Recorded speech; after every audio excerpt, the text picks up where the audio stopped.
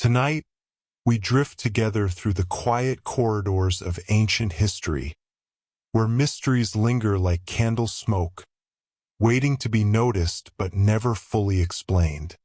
The air is soft tonight, heavy with the hush of history. You're stepping into a space that isn't exactly here, and isn't exactly then, but something between the two. A half-dream where time folds gently over itself like sheets of linen pulled from a chest. Shadows stretch long across an ancient stone floor, and the sound of your own footsteps seems too loud, too modern. In a world where silence was once a kind of language. Welcome, traveler. You've chosen to walk into the domain of the unexplained, the peculiar, the mysterious, the things ancient people did that leave us blinking in the dark, muttering, why? Tonight, we're drifting through stories that don't always add up. Tombs that hide more than they reveal. Stones that stand where no one agrees they should. Oddities so baffling that even scholars, with all their degrees and coffee mugs, still shrug and say, well, maybe. A small warning before we go further. You probably won't make it through this day. The shoes of antiquity pinch terribly. The bread is made of grains your stomach has never met. And the plumbing, well, let's not talk about the plumbing. Before we go deeper, allow me one gentle modern aside. If you find yourself enjoying this sleepy unraveling of the past, I'd love it if you subscribed, liked, or left a kind comment. Tell me where in the world you're listening from, and what time the clock reads for you. It's strangely comforting to imagine this sleepy circle of wanderers scattered across the planet, each drifting into the same long story. And with that, let's ease into tonight's journey. You find yourself under a twilight sky, the kind that looks painted rather than natural. Ahead, a ring of monolithic stones waits, silent, still, ancient.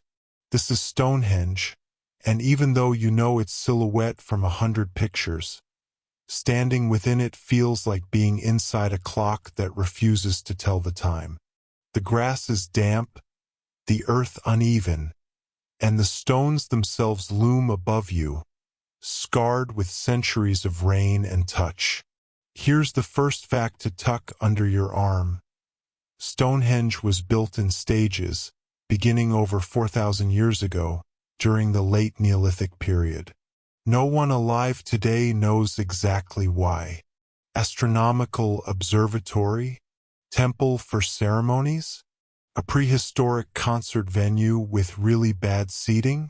Historians still debate whether its alignments with the solstice sun are intentional or accidental. A cosmic coincidence or a master plan. You tilt your head back, trying to imagine the people who dragged these stones across miles of land without trucks, cranes, or even proper roads. Some came from as far as Wales, hauled by sheer human persistence and a bit of ingenuity involving logs and rope. It's one of those feats that makes you wonder if humans really had that much free time before Netflix. An odd cultural tidbit. Excavations have shown that pigs were roasted at gatherings here, but their teeth reveal they were brought from all over Britain. Imagine hiking your pig hundreds of miles just to serve it at a party. That's either dedication or the world's earliest bad catering service.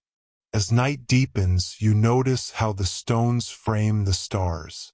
The place has its own gravity, not physical but emotional, pulling you into questions without answers. You lean against the rough surface of one monolith, feeling the cold sink into your palms. You can almost hear the echoes of chants, of drums, of voices trying to tether themselves to the sky. But here's where the sarcasm slips in. You realize no one carved a manual explaining what this was for. Not a single sticky note tucked between the rocks. Ancient people, brilliant with stone, terrible at documentation. And so, you stand, surrounded by mystery, listening to the quiet wind whistle through a place that refuses to confess its secrets. The night folds slowly, and with it your breathing steadies. Let's drift onward, past these stones, further into the realm of things that don't quite make sense. You leave the stones behind. The grass bends under your steps, and before long, you're walking beside a river, dark and glassy. The moon rests on its surface like a coin that refuses to sink. Somewhere nearby, frogs mutter, and reeds whisper in a language only the wind seems to understand. The river carries you not just through space but through centuries, delivering you quietly to another puzzle. The pyramids of Giza. Yes, you've seen them on postcards and coffee mugs, but standing at their base is another matter entirely. They are not gentle monuments. They are unapologetically massive, a geometry lesson that refuses to be ignored. Here is the fact to hold in your hand like a smooth pebble. The Great Pyramid was built around 4,500 years ago, using some 2.3 million stone blocks, each weighing several tons.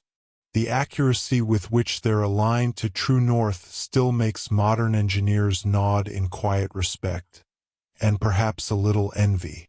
You crane your neck, trying to see the apex, but the lines vanish against the star-splattered sky. It feels as though you could climb for days and still not reach the top. A little voice inside you sighs, "This is one stairmaster I did not sign up for." And of course, the great question, how? Ramps? Pulleys? Sheer manpower? Historians still debate whether long, straight ramps, spiral ramps, or some other forgotten engineering trick was used. No blueprints have survived, only endless speculation. The ancient Egyptians, like their prehistoric cousins in England, also neglected to leave us instructions. An odd tidbit: tiny traces of cedar would have been found inside burial chambers, suggesting materials were imported from Lebanon. Imagine hauling wood across deserts just to tuck it away in a tomb, as if to say, yes, even in death, I deserve imported luxury. You run your hand along the limestone, now worn, and think about the workers who carved it. Not slaves, as older textbooks insisted, but likely skilled laborers who rotated through shifts, compensated in bread, beer, and housing. In a sense, the pyramids were not just tombs but colossal job creation projects, the world's earliest form of economic stimulus. Somewhere in the distance, a camel grumbles. You can't help but smirk. The animal looks at you with the exact same disdain you've seen on subway commuters at rush hour. The stars blaze overhead, sharp and bright. You notice how the pyramids align with Orion's belt.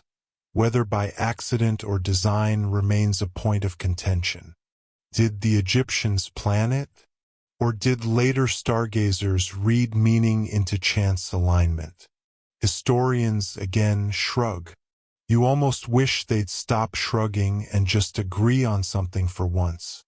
As you sit at the base, the sand cool beneath you, you can almost hear chisels striking stone, the murmurs of thousands of workers, the faint shuffle of sandals against packed earth. You close your eyes, and for a moment you're part of that rhythm, swept into labor older than memory. Then the sarcasm returns. All this effort for a tomb. Thousands of lives, years of sweat, to make the world's most expensive grave marker. It's both awe-inspiring and, if you squint, a little absurd. The desert wind sighs, brushing sand against your cheeks, and the pyramid looms above, unspeaking, unyielding. You wonder if mysteries like this are meant to stay half-lit, always just out of reach, so we never quite stop asking. Your eyelids grow heavier, the night deeper. The river waits again, ready to carry you toward yet another riddle tucked in the folds of time. The river glides on, dark and patient, until it brings you to a shoreline where reeds sigh and a salty tang drifts through the air. You're somewhere in the Mediterranean now, though centuries peel away like old paint. The horizon holds a city, or what remains of it. A city whispered about in half-truths and fragments. Atlantis. You walk barefoot along the sand. The grains cool underfoot, and the waves lap as if they're trying to hush you into silence. The idea of Atlantis is more myth than map, but here it rises, shimmering, as if daring you to believe. Plato first wrote of it, describing a mighty civilization that vanished beneath the sea, punished for its hubris. Was it allegory? A political metaphor dressed as myth? Or did something once stand here, swallowed by waves?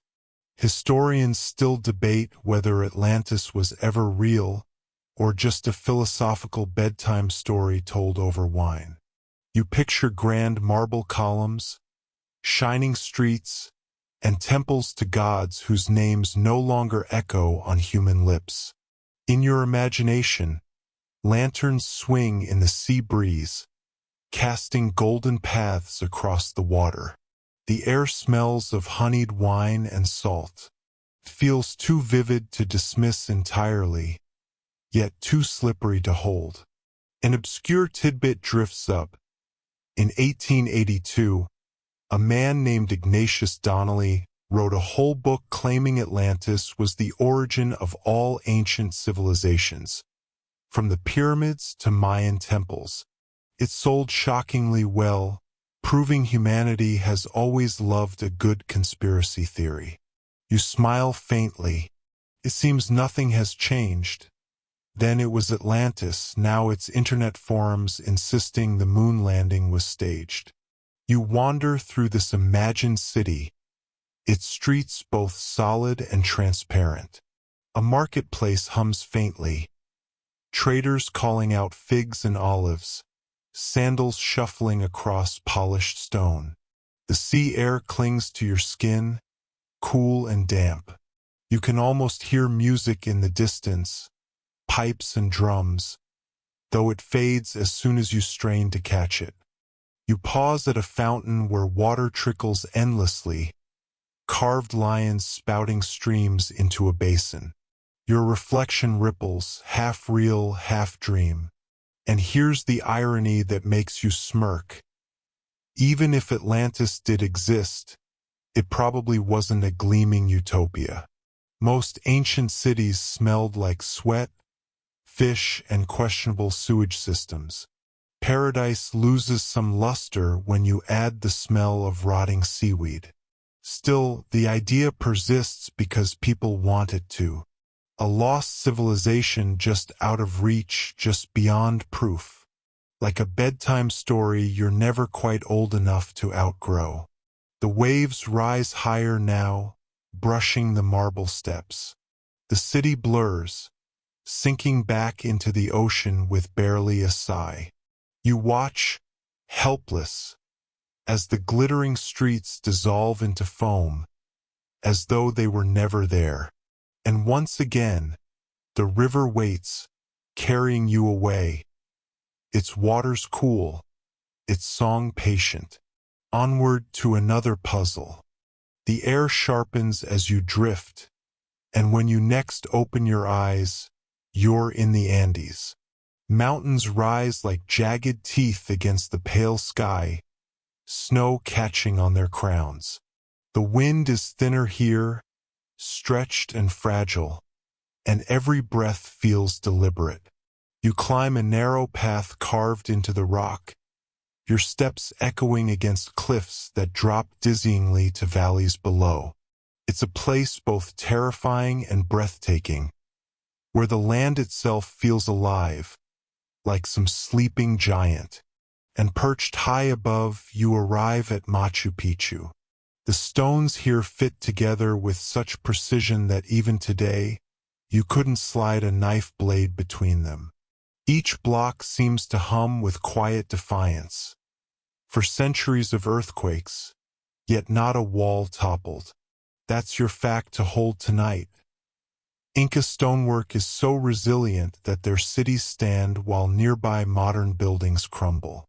You walk along terraces where green grass rolls like carpets, each step cushioned, soft compared to the unforgiving stone.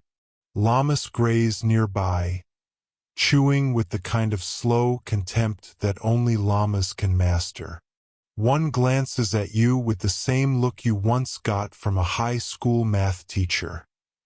Equal parts boredom and disappointment. And here's the tidbit that makes you pause. Archaeologists found evidence of coca leaves used in ceremonies here, chewed by priests to reach altered states of consciousness. Imagine climbing all the way up here, lungs on fire, just to chew leaves and talk to the gods through the mountain mist. You step into one of the temples, the air cool and still. Sunlight slants through a narrow window, landing exactly where the solstice light is supposed to strike. Was it astronomy? Was it ritual? Historians still debate whether the Inca aligned Machu Picchu purely for practical farming calendars or for cosmic reverence. The truth, like the mountain mist, refuses to settle. As you wander, you notice how the paths coil, looping back on themselves. You've walked this staircase before. Remember that street at Stonehenge you circled earlier? History has a way of repeating itself, though with better altitude sickness. You sit at the edge of a terrace, legs dangling over the abyss. The valley stretches below, a green ocean with rivers coiled like silver snakes. The wind pulls at your clothes, cold and sharp, and for a moment, you feel weightless, perched between earth and sky. And the irony slides in quietly. You've come all this way, scaled mountains, admired the craftsmanship of an empire, only to realize the Inca didn't even leave a plaque explaining what this place was for. Was it royal retreat? Agricultural experiment? Sacred site? Once again, they built in stone but forgot the visitor's guide. As clouds roll in, swallowing the peaks, you feel the world soften around you. The city dissolves into mist, each stone fading into whiteness until only the llamas remain, still chewing, still unimpressed. The river calls you back, its song blending with the mountain winds. You descend slowly, carried away into the next riddle waiting just beyond the bend. The river takes its time tonight, winding lazily until it spills into a land of heat and dust. You're standing in the middle of a vast plain now, the air shimmering as if it can't decide whether to stay solid or dissolve. Stretching out before you, etched into the earth itself, are the Nazca lines. From where you stand on the ground, they don't make much sense. Just long, straight grooves cut shallowly into the desert soil. But climb a little higher. Imagine yourself drifting upward on the back of a condor, and suddenly the shapes emerge. A spider, a monkey, a hummingbird, all carved into the land as if someone decided the desert needed giant doodles. Here's tonight's fact. The Nazca lines were made over 1,500 years ago by removing the reddish surface rocks to reveal the lighter soil beneath. Some stretch for miles, their lines so straight they could give a modern surveyor a small crisis. The mystery, of course, is why. Religious offerings to the gods of water and fertility? Giant astronomical calendars? Messages meant for deities peering down from above? Historians still debate whether these geoglyphs were meant to be seen by humans at all, or if the true audience lived in the sky. And here's your odd tidbit. One of the designs is of a humanoid figure with round eyes and waving arms. Nicknamed the astronaut, it looks suspiciously like something drawn by a child who just discovered cartoons. Scholars insist it's just a stylized human figure. You can almost hear them muttering, "No aliens, please. We've had enough of that theory already." The desert hums with silence, so thick it presses on your eardrums. You walk along one of the lines, careful not to disturb the fragile soil. The heat clings like an unwelcome blanket, the kind you can't kick off in summer nights. You imagine the Nazca people trudging under the same sun, carrying baskets, scraping lines into eternity, guided by a vision no one today can quite decode. You tilt your head back, squinting at the wide blue sky. If you were a god perched above, wouldn't you be flattered by a hummingbird carved in your honor? Or maybe just confused, wondering why humans keep drawing animals instead of sending a polite prayer. A smile tugs at your lips. Humanity never really changes. We doodle in margins, they doodled in deserts. Just different canvases, same restless urge. And when the sun dips low, the shadows stretch long, and the lines begin to fade into invisibility again, you feel the pull of the river. Time to leave this dry land of riddles and let the water carry you to greener mysteries. The river cools as it winds north, until you find yourself surrounded by forests. Dark, damp, whispering forests. You walk beneath towering pines and oaks, their branches clawing at the sky, and the ground is soft with moss that muffles your every step. Somewhere in the distance, a bird cries, sharp and lonely. Then, through the trees you glimpse it, a circle of stone pillars hidden in the earth, older than Stonehenge, older than the pyramids. This is Göbekli Tepe, a name that feels both clumsy and sacred on your tongue. Built around 11,000 years ago, it is humanity's oldest known temple complex, a place that rewrote what we thought we knew about civilization. Your fact for tonight: Göbekli Tepe was constructed before agriculture was widespread.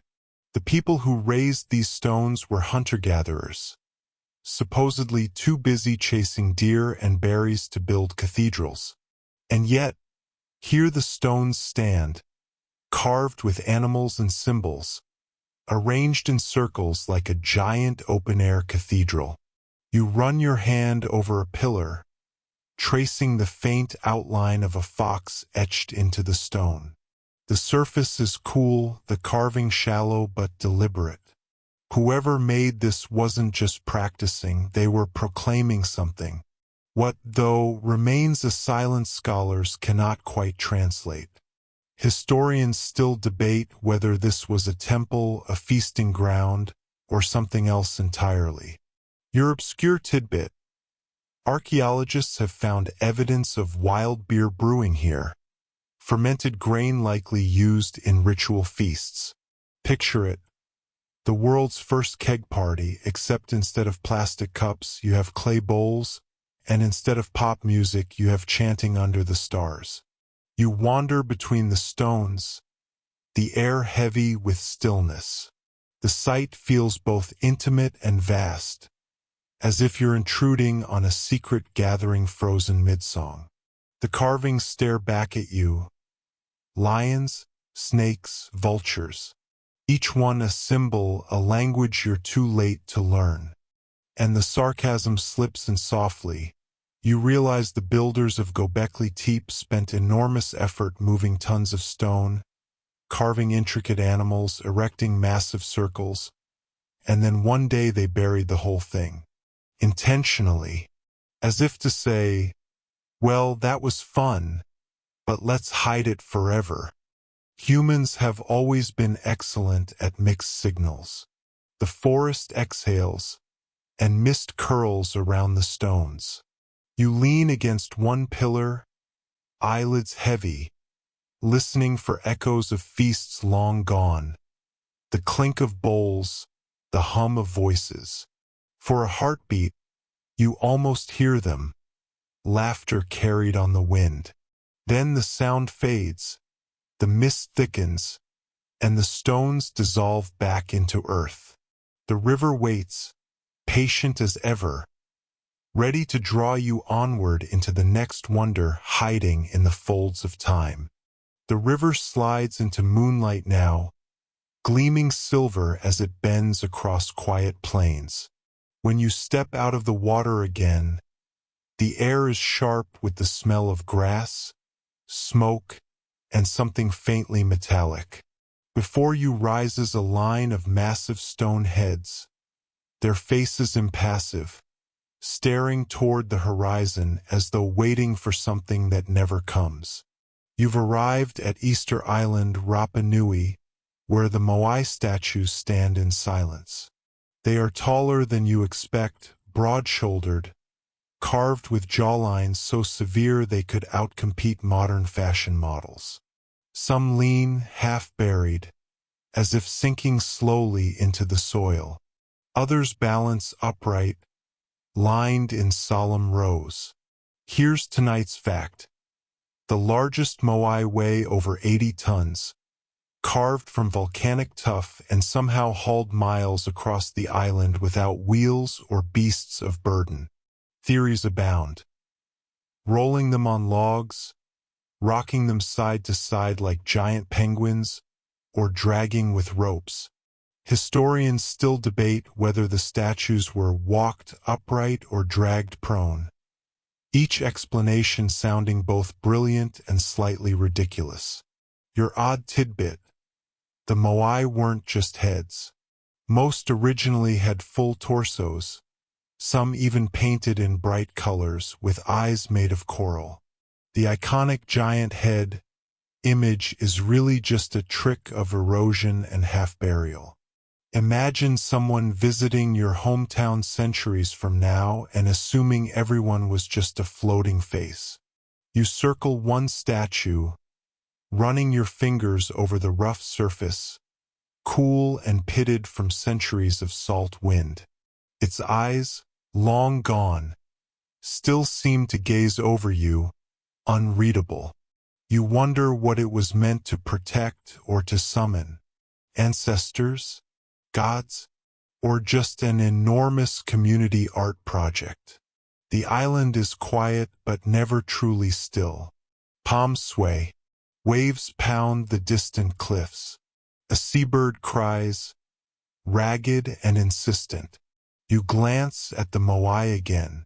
They do not move, though part of you half expects one to blink. A wry smile creeps in. You realize people once toppled some of these statues during rival clan conflicts.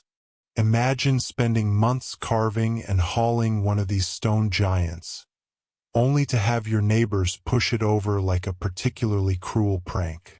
Ancient pettiness, alive and well. You sit at the base of a statue, your back against its weathered knee. The night air thickens with salt, heavy but comforting. The statues watch, but they do not answer, and perhaps that's the whole point. Mystery is its own kind of permanence. The river whispers again, winding you away, leaving the Moai to their eternal stares. You step out onto warm earth, and immediately the sound of cicadas greets you, a buzzing so constant it almost becomes silence. Ahead lies a jungle, thick with vines and towering ceiba trees, their roots spreading like frozen lightning across the ground. Somewhere beyond the canopy waits another riddle, the Mayan temples of Central America. You approach slowly, each step crunching on fallen leaves. Then, through a break in the trees it appears, steep stone steps rising skyward, a pyramid so sharp it seems to pierce the clouds. You tilt your head back, dizzy with its height, and wonder how many feet have climbed these very steps in ritual, in ceremony, in reverence. Here's the fact to hold tonight. Mayan cities like Tikal and Chichen Itza flourished more than 1,000 years ago, with advanced calendars, astronomy, and architecture.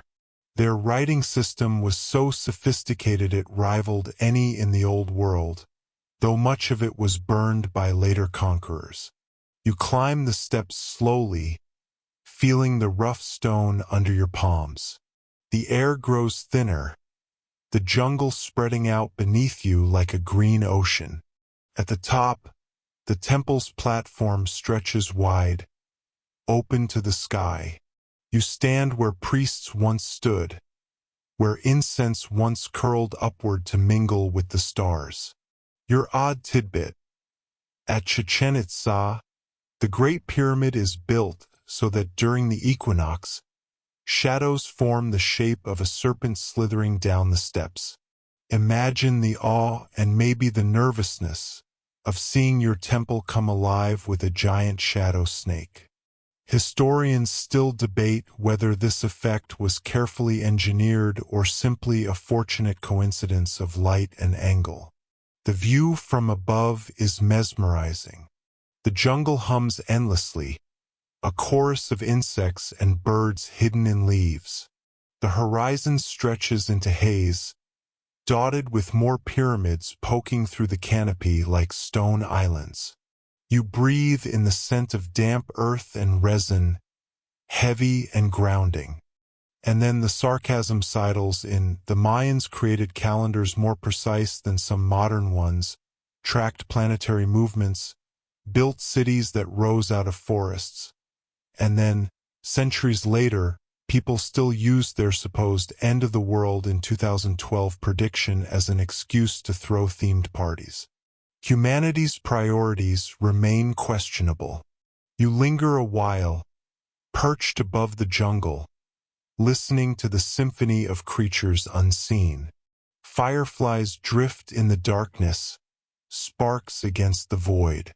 The temple stones beneath you are warm still, holding the memory of the day's sun. And when the wind shifts, carrying the scent of copal incense long extinguished, you feel the brush of old rituals, the echo of voices calling not for answers, but for presence. The jungle closes again, and the river hums, inviting you to drift once more into the next hidden corner of time. The river narrows, curling like a silver thread through fields that roll gently into hills. The air here feels different, crisper, touched with the smell of sheep and stone.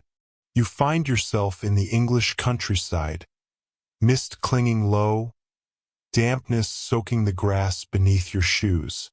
Rising ahead of you in solemn silence stands a familiar silhouette, Stonehenge. The stones are massive, gray, weathered, and patient. They look almost ordinary if you don't know better, like a group of giant neighbors gathering for an eternal meeting that never quite started. Here's your fact tonight. Stonehenge was built in stages, beginning around 5,000 years ago. Some stones were dragged from as far as Wales, 140 miles away, without the help of wheels. Historians still debate whether they were floated on rafts, dragged on sledges, or simply willed into place by collective stubbornness. You wander among the stones, careful, reverent, though the sheep grazing nearby seem wholly unimpressed. A breeze slides through the gaps, whistling softly, like the stones themselves are sighing after a very long day. Your odd tidbit. Archaeologists once found evidence that Stonehenge may have been used as a kind of ancient soundstage. The way the stones are arranged, they amplify voices and music. Picture it. Prehistoric karaoke night. Someone banging a drum, someone else chanting, the stones themselves turning up the volume. You tilt your head and listen. The hum of the wind, the bleat of sheep, the faint roll of thunder in the distance. If you squint, you can almost see figures moving in robes, carrying torches, circling the stones in rhythm. Was it astronomy, ritual, or simply community gathering? Scholars still argue about it, as if the stones are laughing quietly, delighted to keep their secret. A dry smile tugs at you. Imagine dragging multi-ton stones across half a country, building an elaborate monument aligned with solstices, only to have people millennia later use it as a backdrop for summer music festivals. Perhaps that's exactly the kind of irony the builders would appreciate. You sit on the damp grass, leaning back against the cool earth. The stones loom above, timeless and calm, guardians of mysteries too heavy to lift. The mist thickens, the sky darkens, and the river returns like a patient guide, tugging you onward. The river widens now, carrying you far east, past deserts and mountains until the land blooms with terraced fields and ancient cities. The air grows warmer, fragrant with incense and spice. You find yourself at the edge of Xi'an, China, standing before a cavernous pit where row upon row of clay soldiers march in silence. The terracotta army. They stretch endlessly. Archers, charioteers, infantry, all life-sized, all facing forward as if awaiting a command. Their faces are strikingly individual. No two alike, each with its own mustache, its own expression, as though the emperor demanded not just soldiers but personalities. Here's your fact tonight. Over 8,000 figures have been unearthed so far, built to guard the tomb of Qin Shi Huang, China's first emperor, around 210 BCE. Many more remain buried. Each statue once bore bright colors, reds, blues, greens, that flaked away when exposed to air. Today they stand in muted clay, but once they gleamed like an army of painted dreams. Your odd tidbit. Among the soldiers, archaeologists also found clay acrobats, musicians, and even strongmen. An afterlife entourage that wasn't just about war but also entertainment. Imagine conquering death only to find your emperor still insists on dinner and a show. You walk slowly between the rows. The silence here is heavy, not empty but waiting, as though the soldiers might breathe if you listened hard enough. Their clay eyes do not follow you, but somehow you feel watched. Historians still debate how exactly these figures were mass-produced with such precision. Was it an assembly line, a dedicated team of artists, or sheer imperial intimidation? However it happened, it worked. They endure 2,000 years later, dusted but unbroken. You crouch beside one soldier, studying the faint trace of paint at his collar, the sharp angle of his jaw. You whisper hello, though your voice vanishes into the cavern without echo. And here's where the sarcasm seeps in.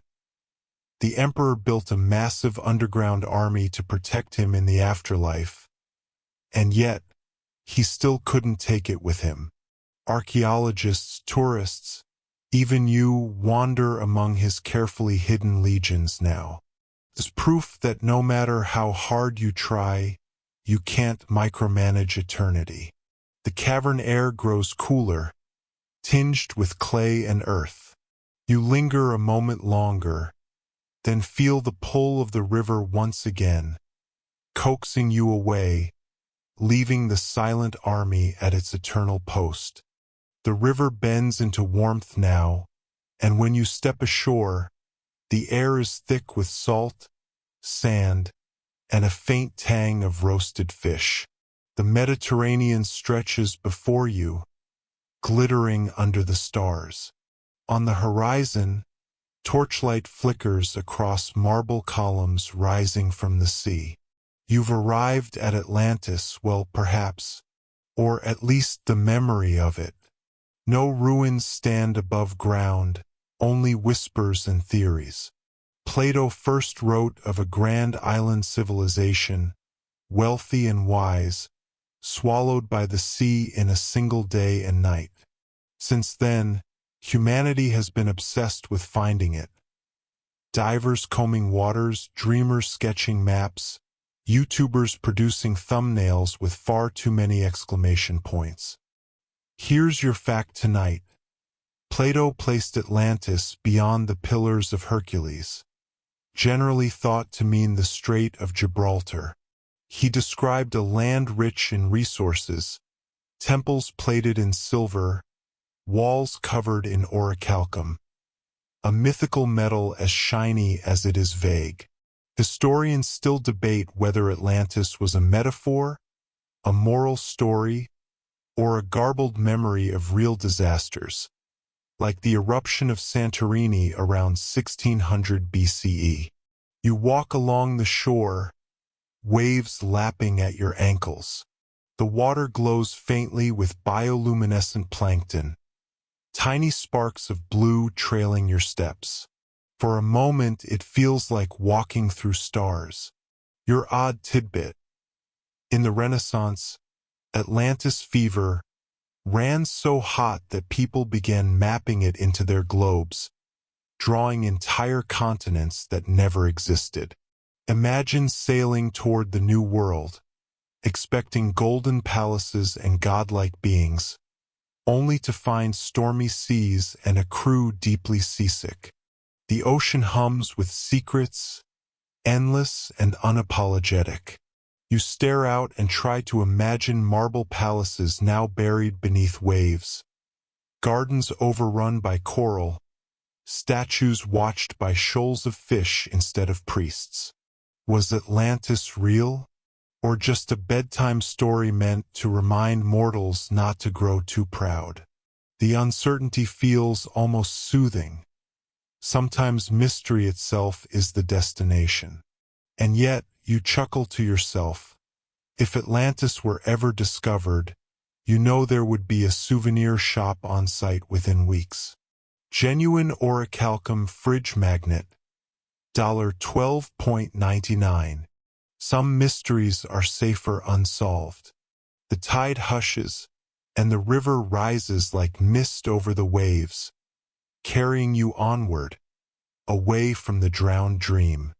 The river's voice deepens, echoing off stone walls. When you step out this time, the air is cool, dry, and scented with dust. Before you stretches a desert, sand rolling into dunes that ripple like frozen seas.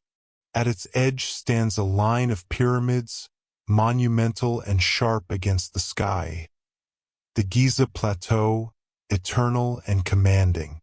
The Great Pyramid looms, its sides sloping with precise geometry, though now weathered and stripped of the smooth white casing stones that once made it shine like a mirror in the sun. You crane your neck upward, the top vanishing into starlight. Here's your fact tonight.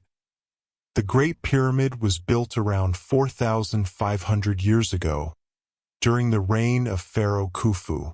For nearly 4,000 years, it was the tallest human-made structure in the world. Millions of limestone blocks, some weighing several tons, were stacked with such precision that even modern engineers puzzle at the logistics. Historians still debate whether ramps, levers, or pure organizational genius accomplished the task. You step closer, running your hand along the stone. The blocks are rougher than you expect, more like an ancient puzzle than a smooth monolith. In the gaps, tiny plants have rooted, stubborn survivors in the desert's vast emptiness.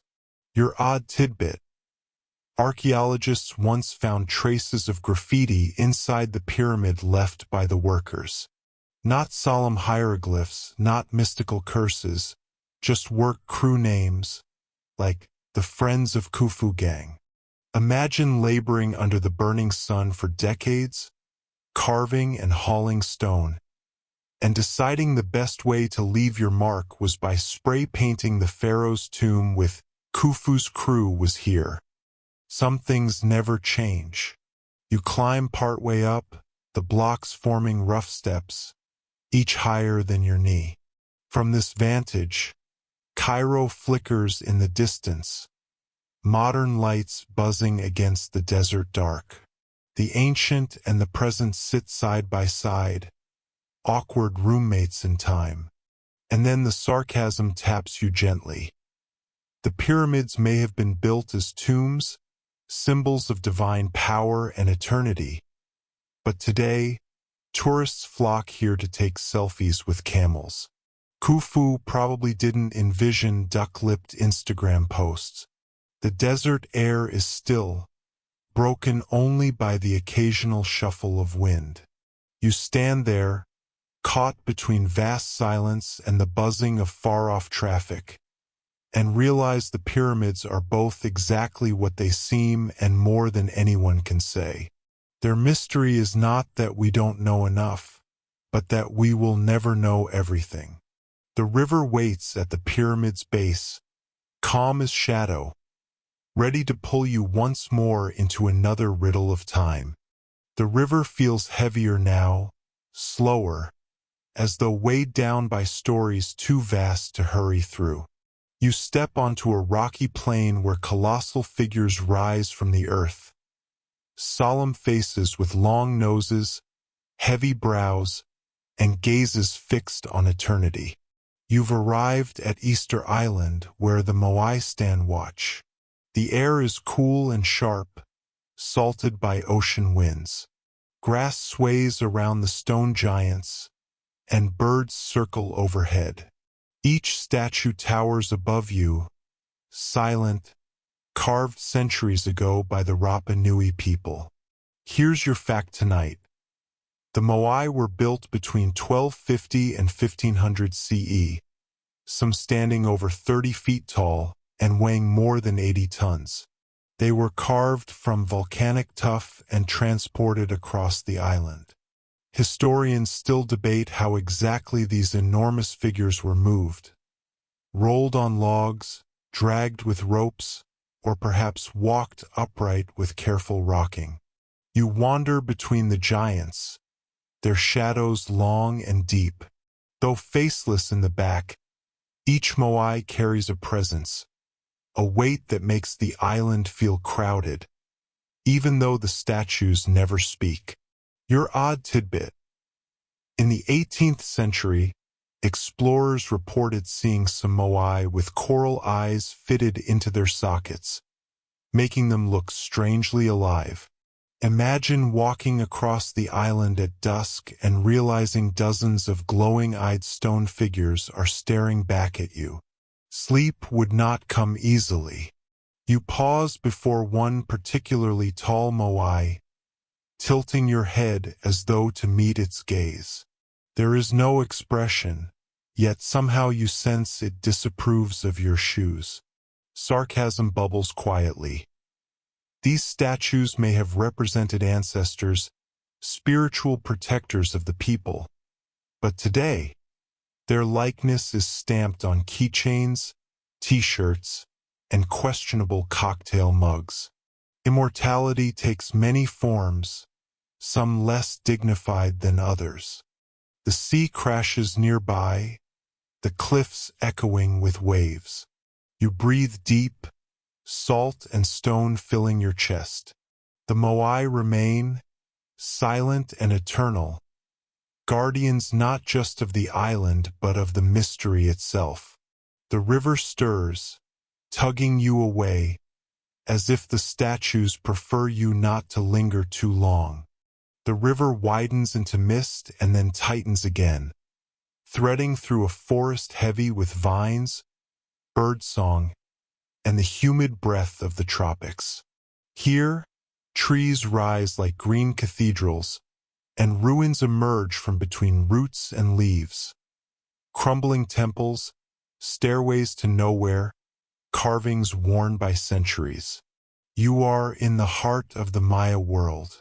You climb a mossy staircase that seems to rise endlessly until the canopy parts and you see the sky stretch above the jungle. From here, temple tops poke above the trees like stone ships sailing a green ocean. Here's your fact tonight. The Maya civilization flourished from around 250 to 900 CE, with cities like Tikal and Palenque boasting complex architecture, hieroglyphic writing, and sophisticated astronomy. They tracked Venus with stunning accuracy, linking its cycles to rituals and politics. Historians still debate what caused the collapse of many Maya cities: climate change, war, or political upheaval.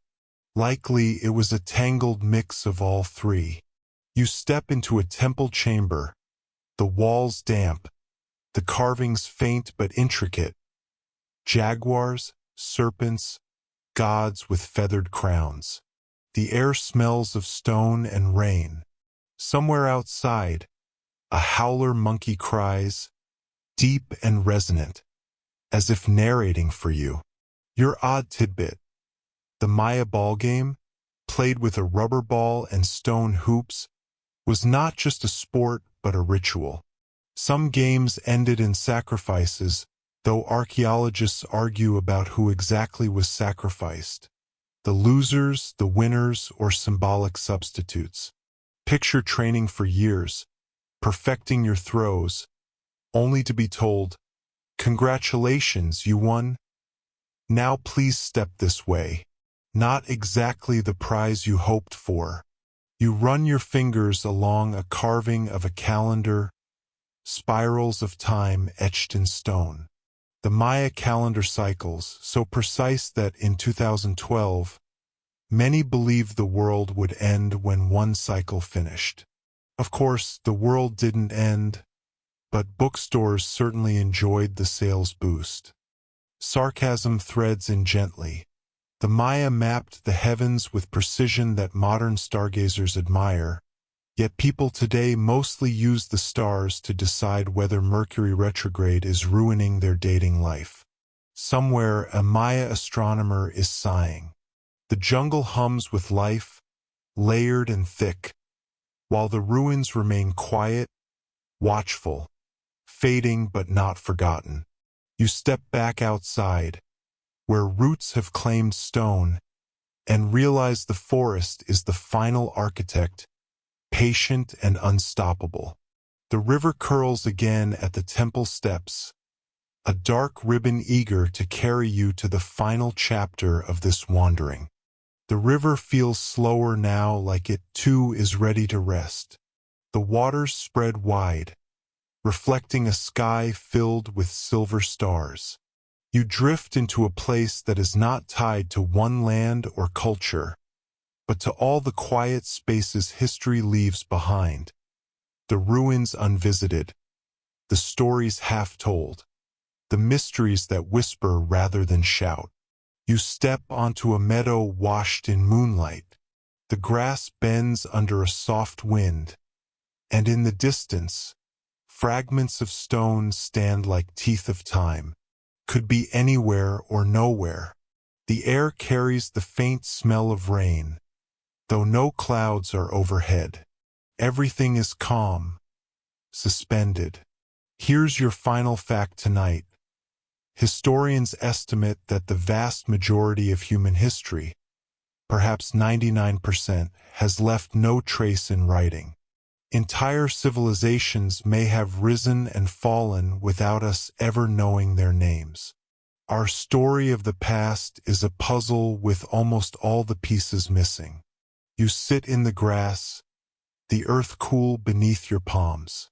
Fireflies drift between the stones, tiny lanterns marking time. Somewhere, an owl calls, and the sound stretches, fades, and folds into silence. Your odd tidbit.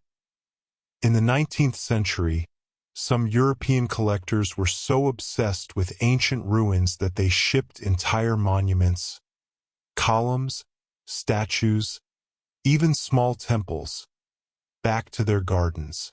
Imagine sipping tea beside your personal mini-Parthenon. Not exactly subtle, and a final wisp of sarcasm. Humanity spends centuries building things to last forever, only for forever to mean until the next wave of tourists or collectors shows up. Eternity, it seems, has a shorter warranty than advertised. The mysteries remain. Atlantis beneath the sea, Moai staring into the horizon, pyramids holding their silence. Each is a reminder that wonder doesn't need answers to survive. Sometimes the most soothing thing is to know you do not need to solve it all tonight. The meadow quiets, and the river slowly dissolves into the night. You lie back in the grass, the stars wheeling above in patterns older than any monument. Their light has traveled for centuries, carrying whispers from far-off fires, brushing your skin as if to say, you are part of this long, unbroken story too. The air grows softer, each breath slower. The ruins around you fade to outlines, their edges blurring as though time itself is gently erasing them. You feel the cool earth holding you, steady, patient, asking nothing in return. Your body loosens the way ancient stone loosens under moss, without hurry, without struggle. The mysteries you've wandered through tonight, the drowned cities, the silent statues, the lost temples, settle into the background of your thoughts, no longer demanding answers, only offering their quiet company.